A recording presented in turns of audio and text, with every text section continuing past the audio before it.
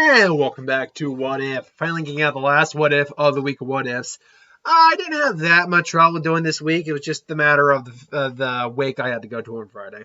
But this is a new What If, as you can see. It is What If Goku were sent to Namek instead of Earth. Now, this one comes to us from Demon King, Operation Blackout, AJ Cool. I think Operation Blackout and AJ Cool are two different people, if I remember correctly. AJ Cool 1259, or they're one person. So now, to be clear where we're going with this What If, we have to understand one of two concepts and go with one of those concepts. A, is this Goku was supposed to go to Earth but wound up on Namek, or what if Goku was instead sent to Namek? And I think from the wording of it, we're going to have to go with what if Goku was sent to Namek, not if he mistakenly went to Namek.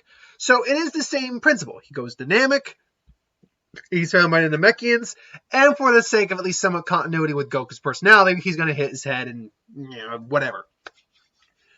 But what is this like for Goku? What is this like for the Namekians? Well, first off, we have to understand a little bit about Namek. I went and looked it up just to be certain. And yeah, Namek has 3 suns and no moon. Namek doesn't have a moon. So the whole concept of him turning into an ape is gone. And there's no real night. There's a darker side, but there's no actual night to Namek. So that's something Goku would actually have to adjust to as well. Should also know that the Namekians survive mostly on water. They do garden, which means they do eat at least some food. But it's mostly vegetables, things along those lines. But I'm sure Goku will compensate for that by eating some of the wildlife on that planet. But what is it like for Goku? Well, Goku, as a kid, is a pretty easygoing kid. We see that, at least when we meet him initially. He's never met a real person before, but in the original series. But, he knows at least how to make conversation, albeit after he realizes they're not a threat. With this, he clearly has a community of people to go off of, to raise, to interact with. Now they're all men, obviously, which makes this a lot more interesting when he finally does meet a woman. But Goku is still, the Namekians are peaceful people, so they find him, they wonder where he comes from, they see the ship, they've probably never actually met a Saiyan before, they probably haven't met anyone, really. Now, there was about 100 Nameks left when we go to Namek in the original, where Frieza shows up and then Vegeta and their people wipe him out.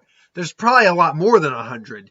Probably not a huge amount more, but because they're hermaphroditic, they can just, if they want to, and spawn a new one.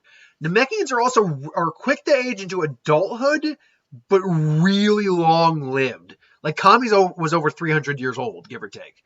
But Piccolo is, by the time we get to the Dragon Ball is only about 6, give or take. Hell, I don't think, barely that. No, yeah, he's only about 6. So, I think I brought it up, in the last Dragon Ball Z video, but, or what if I did at the end of that video. But, yeah, when you break it down, Piccolo's at best, maybe somewhere in his mid-20s. When you actually break down, he comes off a lot older, doesn't he? He comes off like someone in his 40s or 50s, but no, he's only in his mid-20s. And he can live probably as long as Kami, if not longer, because he's a different type of Namekian. He's a warrior Namekian, which are very rare in the Namekian culture. We should also know that Goku would also be raised around relatively strong individuals. We don't know how many warrior Namekians there really ended up being. I am led to believe that the 3 we end up seeing showing up against Zarbon, Dodoria, and Frieza were the only ones besides Nail. Because otherwise they wouldn't have been surprised when they end up killing off their men. Because they would have encountered someone of that strength. So they were very rare by the Namekian culture. But still, I imagine those guys would still be around. We don't know how old those guys were, so it makes sense they could be around. But yeah, Goku's life would pretty much be a pretty peaceful one. Now his Saiyan instinct to train and get stronger would eventually kick in pretty quick, I might add. But he would still probably have, he'd make friends, the young Namekians. Elder Mori is no longer an elder at this point, because this is about 30 years prior, give or take. Maybe not 30, but 25 years prior to the events on Namek. So everyone we see on Namek is 25 years younger or not born. So there's no Dende here. Mori's probably a lot younger.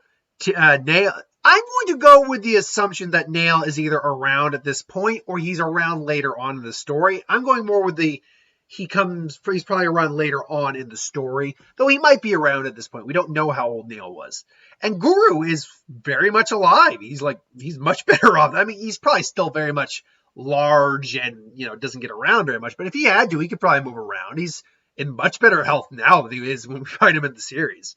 So Goku, he's spending a lot of time, he took up farming in the original series as a radish farmer. Might as well take up farming here.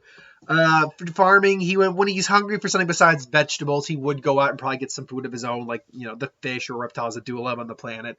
And he would spend time actually trying to train. Now, the Namekians, this is a different world than Earth. Earth has martial arts, has fighters, different forms, technique. That's why Goku became such an avid learner, because he learned from Roshi, and a true martial arts master. While it's clear that the Namekians probably do have at least some sort of fighting style, it's probably a pretty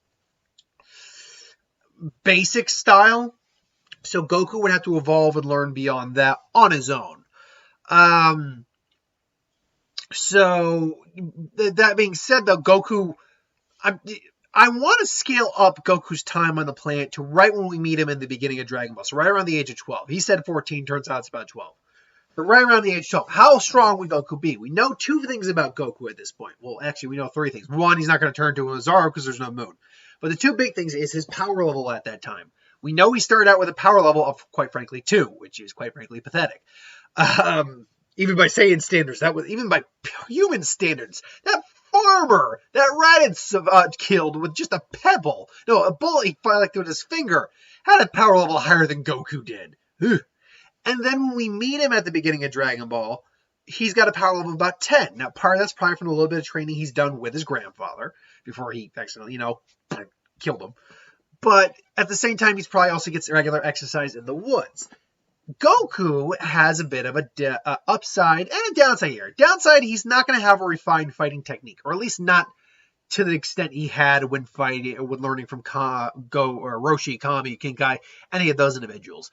However, the warrior Namekians probably do take a liking to Goku in terms of liking his spunk and do decide to probably train him. Now, I don't know if we know the name of the 3 warrior Namekians. Warrior Namekian. Ooh, I can always spell warrior wrong. There we go. Warrior Namekians. Namekians. Do we know the names of those guys? Let's see if we can find it out. So yeah, the warrior Namekians. Oh, sweet. Yeah, we do got those guys' names. Namekian savior. Anyway, let me see if I can actually get. Yeah, okay. No members. 3 warriors. These are okay. These were the 3 guys that did challenge him. All right. 3 warriors in Mori's village challenged Frieza, were killed by Dodoria. Those guys were the Namekian saviors that quite frankly were killed very, very quickly.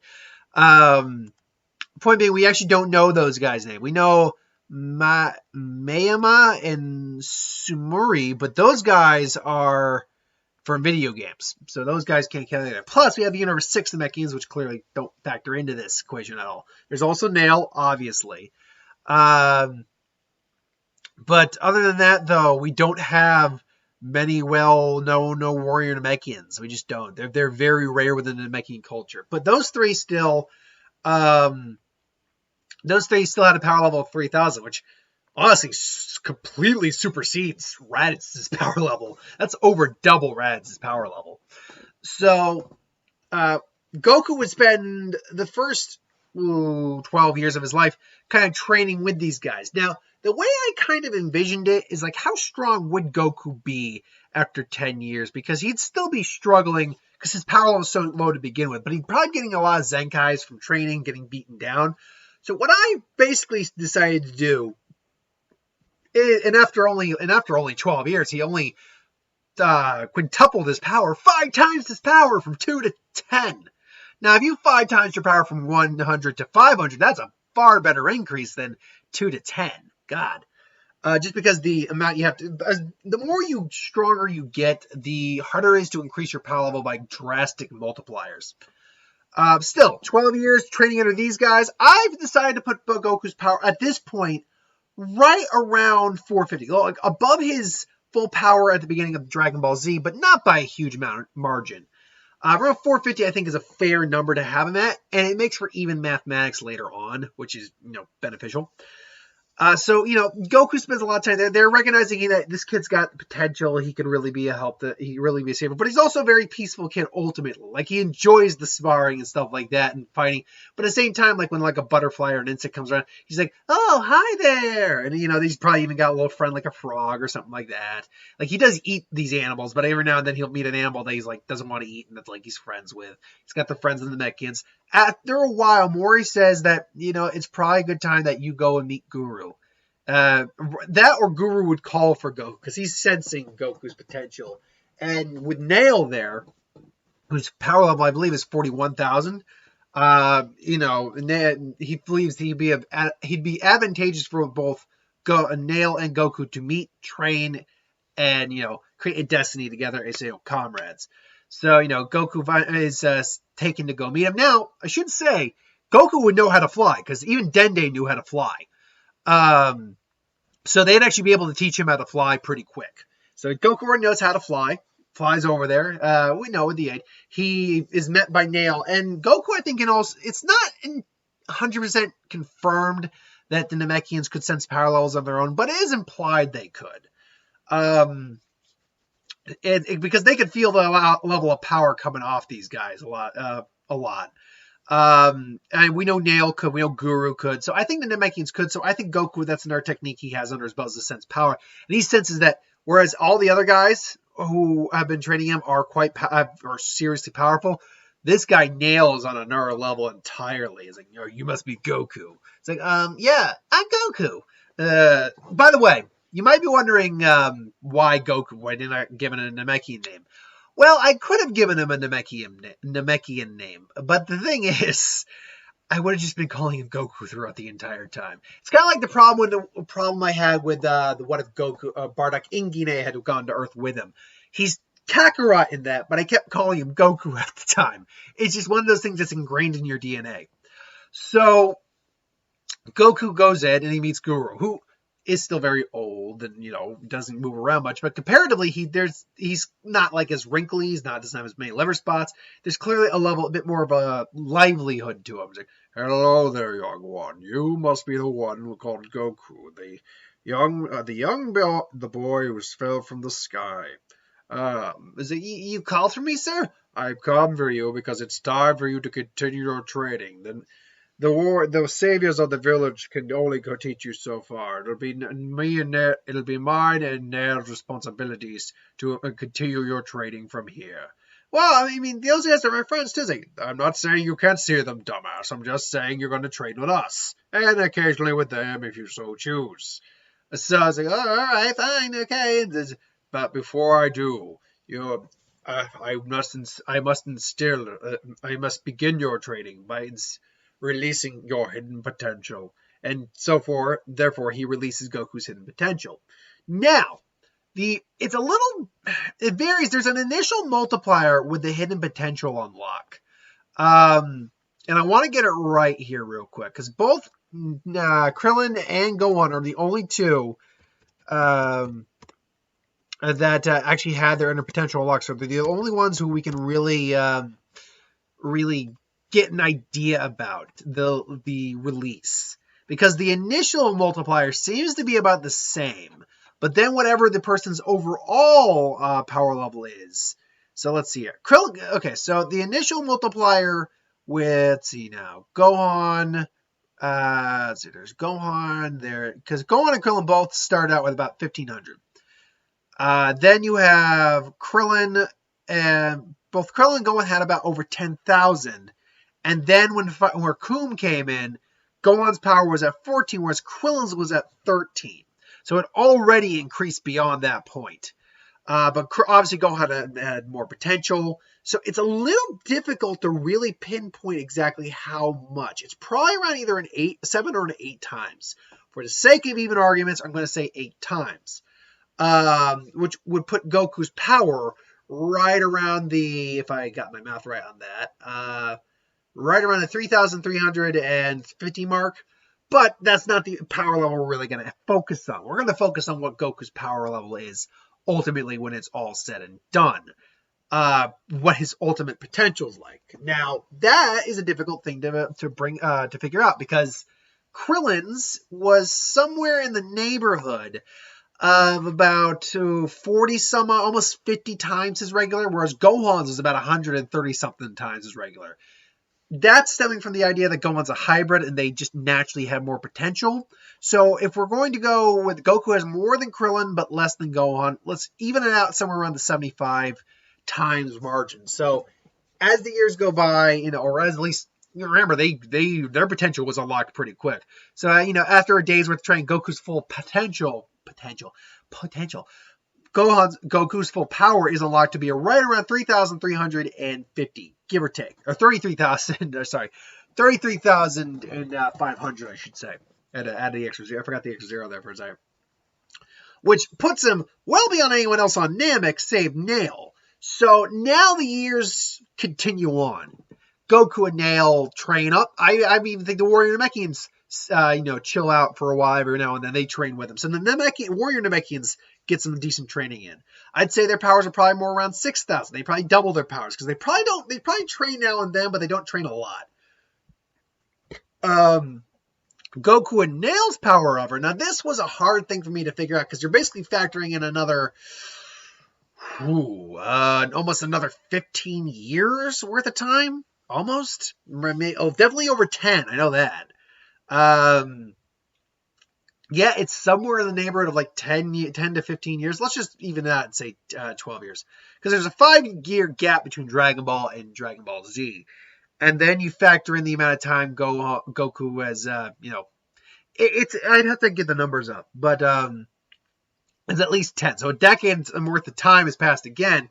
But this time Goku has a much more even training partner because now he's far stronger than what he used to be. And Nail and him are just going back and forth on that.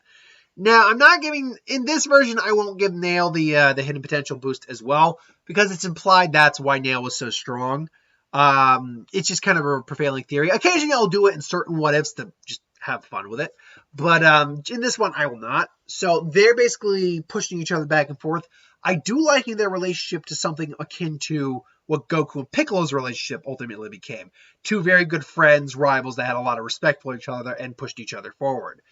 I will put Goku, though, as the stronger of the two. Over 10 years, I'll put Goku at just an even 200,000, and I'll put Nail at actually 150,000. You might think those are big numbers, but over a decade worth of training with each other, and when you're getting the power levels that high, it does take a lot more to increase your power. Goku's power didn't even go 10 times. Hell, Goku's power in this scenario didn't even multiply by like 7 times. So I think that's actually, like, at best it multiplied like 6.5 or something like that. So I think that's a reasonable increase for Goku. And Nail's power didn't even increase 4 times. 150,000. I think that's more than reasonable. So they're living their life. Goku learns like some of the techniques that they can. Obviously, he can't regenerate like the rest of them, but he could learn the mouth cannon that they know. Probably just learns energy blasts. Learned the laser eye thing. I know someone used laser eyes. I can't remember who it was exactly. I'm trying to remember some of the other techniques. I mean, like the Masenko. We know Piccolo learned that technique. So I'm imagining that Goku can learn that technique. Maybe that's a Namekian technique. I can't guarantee that. I'm just saying maybe it is.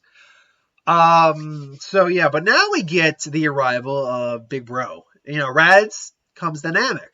And it's like, oh, what is the deal, Kakarot? You were supposed to take over this planet ages ago. Instead, you made peace with these people? So what? Wait, Kakarot? My name's Goku. Wait, Kakarot, what happened to you? Did you hit your head or something? Yeah, I kind of hit my head as a little kid, like when I got out of the pod. Unbelievable. You've forgotten your whole purpose, Kakarot. Well, what is our purpose exactly? Who are you? I am Raddatz, your brother. And we are part of this lot. We are some of the last members of the great Saiyan race. Now, all the while the Raddatz is explaining his plan to Goku, what he wants from Goku, he has taken a gauge of the people's power levels, and the only ones that really, well, let's be honest, the Namekians are keeping their power levels suppressed. Like, everyone knows keeping their power suppressed. Goku's probably keeping his power suppressed to like a 10,000, a 1,000 like he did initially. Nail's probably keeping it down to 1,000. The Warriors are keeping it to probably 1,000.